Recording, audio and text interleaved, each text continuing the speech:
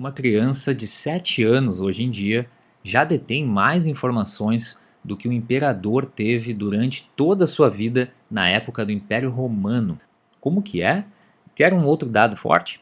Estima-se que produzimos mais dados em 2 dias hoje do que toda a humanidade já produziu desde o início da civilização até o ano de 2003. Uau! Mas o que isso tem a ver com o nosso atual uso excessivo de telas e até mesmo com os carros dessa geração e com o aproveitamento do dia? Tu está no Vida Autêntica com o professor Guilherme Zawadzki. Information overload é o termo em inglês que significa sobrecarga de informação. É o estado em que o volume de informações excede, ele ultrapassa a capacidade de processamento de alguém. É como se a pessoa tentasse beber água de uma mangueira de incêndio. Imagina só a pressão.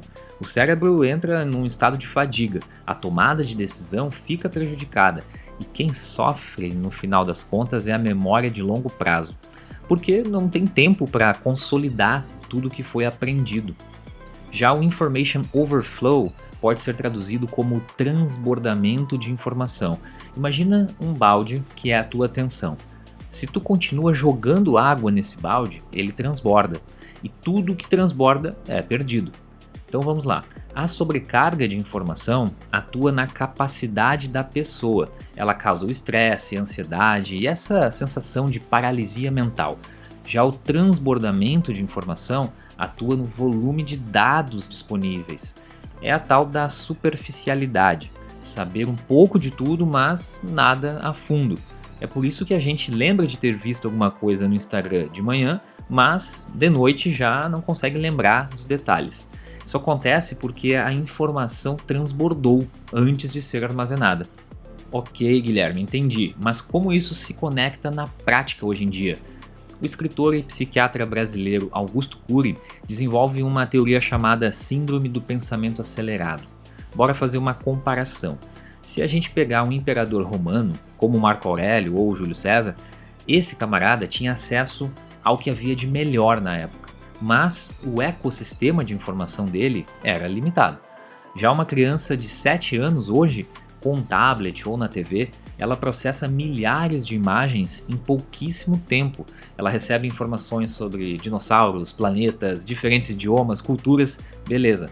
Só que tudo isso em questão de segundos. A criança de 7 anos não é mais sábia que o imperador, ela é apenas mais hiperestimulada, o que pode levar a um pensamento viciado na velocidade e pobre em profundidade. E aí que vem o grande ponto. Não basta ter essa metralhadora de informação nos perseguindo o dia inteiro, é que hoje a maior parte de toda essa hiperestimulação disparada por ela acontece pelas telas. É tela para todo lado. Grande parte das profissões atuais tem tarefas baseadas em telas, ou seja, o trabalhador já fica das 8 da manhã até as 6 da tarde em frente ao computador, trabalhando. No intervalo do cafezinho, ele vai para a tela do celular. Aí quando vai almoçar, também vai para a tela do celular. Quando vai no banheiro, adivinha, vai para a tela do celular. E aí quando chega em casa, vai para a tela da Netflix ou de outro aplicativo. Se vai estudar, ele vai para a tela do computador de novo. E assim o dia vai sendo preenchido com interação com as telas e não com pessoas de verdade, não com a natureza e muitas vezes não com algo que tu gosta de fazer, mas com o que tu precisa produzir, ou seja, gerar mais dados. E um aluno esses dias me contou algo interessante e inusitado. A empresa onde ele trabalha convocou os funcionários para voltarem a trabalhar presencialmente, em vez de fazer home office. De fato, isso tem acontecido com várias empresas recentemente.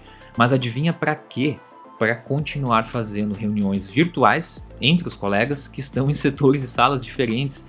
Ou seja, tu acorda 2 horas mais cedo, pega o ônibus, se estressa, vai para a empresa bater o ponto e ao invés de interagir com as pessoas, fica o dia na frente de uma tela falando com elas. Só que elas estão a poucos metros de distância, não faz o menor sentido.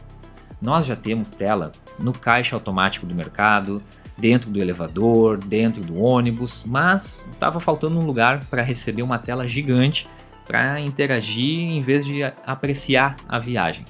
O carro. Agora não falta mais. Eu postei um story no Instagram sobre o engrandecimento das telas nos painéis dos carros ao longo dos anos e como isso traz essa hiperestimulação também para dentro do carro. A justificativa é o minimalismo. Elimina-se todos os botões e agora tu controla todas as funções do carro a partir de um tablet enorme bem no meio do painel. Além da tecnologia embarcada que te alimenta com os mínimos detalhes do automóvel através de quê? De dados. É mais uma tela para gerenciar em nosso dia, para concentrar o olhar, para processar os dados, para se preocupar, e ela só aumenta de tamanho. Em 2026 eu li alguns livros do autor sul-coreano Byung-Chul Han. Ele é mais conhecido pelo best-seller Sociedade do Cansaço. E como ele diria, no fim isso é uma não coisa, ou seja, é apenas informação. Hoje nós interagimos com a informação e não mais com a coisa, com o objeto. Post na rede social é informação, música no Spotify é informação, série na Netflix é informação, reunião no Teams ou no Google Meet é informação. E como recebemos muito mais informação do que o nosso cérebro pode processar num dia, como falamos lá no início do episódio, o que acontece? Travamos. E se não travar, a gente chega no fim do dia com aquela sensação de que vimos tudo e não sabemos de nada. De que trabalhamos muito, mas produzimos pouco. Estivemos muito ocupados, mas não realizados. É a síndrome do pensamento acelerado em ação. Olha, na mesma noite que eu tive essa reflexão para escrever esse podcast, eu pensei como é bom a gente ter conversas genuínas, sem pressão ou limite de tempo, ainda que à distância, daquelas de ficar só sentado falando com a pessoa, ou seja, uma conversa desacelerada. Depois que eu acabei de atender os meus alunos, eu liguei para minha irmã e falamos no celular por 1 hora. Desliguei dela e liguei para uma amiga que mora em outro país e falamos por mais 1h30, enquanto eu fazia minha janta também. Mesmo não podendo estar pessoalmente com elas, estávamos conectados pela voz. Conversas boas, produtivas, sem pensar no tempo. Quando eu terminei a ligação, voltei naquela velha história do gerenciamento do dia, como se essas 2h30 que eu passei no telefone não tivessem sido investidas em algo mais produtivo ou lucrativo, entre aspas. Ah, puta que pariu. Num dia cheio da pessoa média de hoje, 1 hora no telefone ou 1 hora no bar com alguém parece impensável, porque ela poderia estar fazendo um monte de outras coisas, só que nas telas. Olha aí a síndrome do pensamento acelerado de novo. Isso me lembrou de uma fala da Débora, editora da revista Vida Simples, em um podcast. Ela disse que quando a mãe dela ligava, ela inventava que estava fazendo alguma coisa.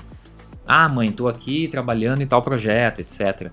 Porque ela pensava, como assim eu vou dizer para minha mãe que eu não estou fazendo nada nesse momento?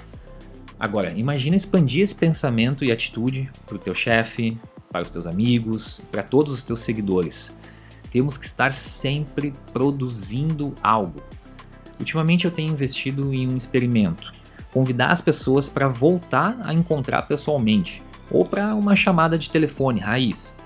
E eu tenho que te dizer, não tem sido fácil.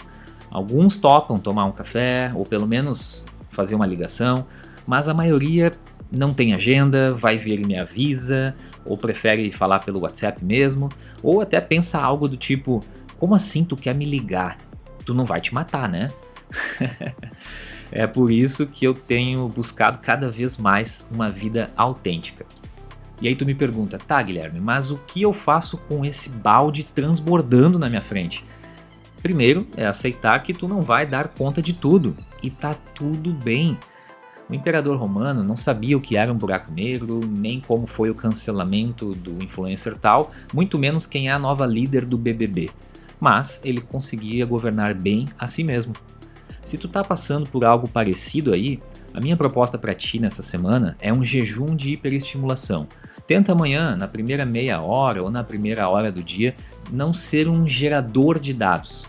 Se tu acorda e já abre o Instagram, por exemplo, é como abrir a mangueira de incêndio. Tu vicia teu sistema de recompensa em velocidade já logo cedo. Deixa o celular de lado, olha para o teu café, sente o cheiro, interage com quem está à tua volta ou simplesmente com teu silêncio. E quando estiver no carro, resiste à tentação de fuçar em cada menu daquela tela enorme. Foca no caminho, curte uma música e o mais importante, resgate uma coisa real. Livro, animal de estimação, mexer em plantas, esportes, instrumentos, atividades que exijam o corpo e os sentidos, onde não tem aquele botão de avançar para a velocidade 2. Inclusive, se tu tá me ouvindo agora no 2x, calma, te convido a voltar para a velocidade na qual essa mensagem foi pensada e gravada. Quem sabe também tentar ligar para alguém que tu gosta, mas sem pressa de desligar. Deixa a conversa fluir no tempo humano, não no tempo do algoritmo. Tu também pode criar as zonas livres de dados e praticar o ócio criativo, porque é justamente no tédio que o cérebro limpa o overflow, o transbordamento, e aí organiza as memórias. E claro, também sempre é bom fazer aquela limpa nas notificações. Afinal, se tudo é urgente, nada é importante. Estudar e entender sobre tudo isso e vivenciar essas situações no dia a dia me fez concluir que, no fim, talvez a gente não precise de mais informação, mas sim de mais presença.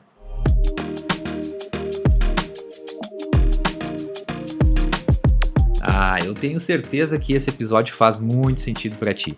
Então eu te convido a compartilhar, postar um story dizendo que tu ouviu, que tu gostou. Tem uma galera que também vai gostar de receber essa tua indicação. Se vamos usar a tela, que seja para compartilhar coisa boa, certo? E comenta a tua opinião aqui abaixo no Spotify, no YouTube, para a gente iniciar uma conversa legal. Tu sabia que eu posso ser o teu mentor particular? Sim, para destravar uma comunicação mais autêntica e natural na tua carreira profissional e também na tua vida pessoal. Com uma melhor oratória, tu vai ter uma voz de respeito e credibilidade por onde passar. São mais de 15 anos impactando pessoas através da educação e transformando vidas para melhor. Conheça a minha mentoria. Me chama ou clique no link do meu perfil lá no Instagram, @prof.gui, e vamos juntos nessa jornada. Te vejo lá!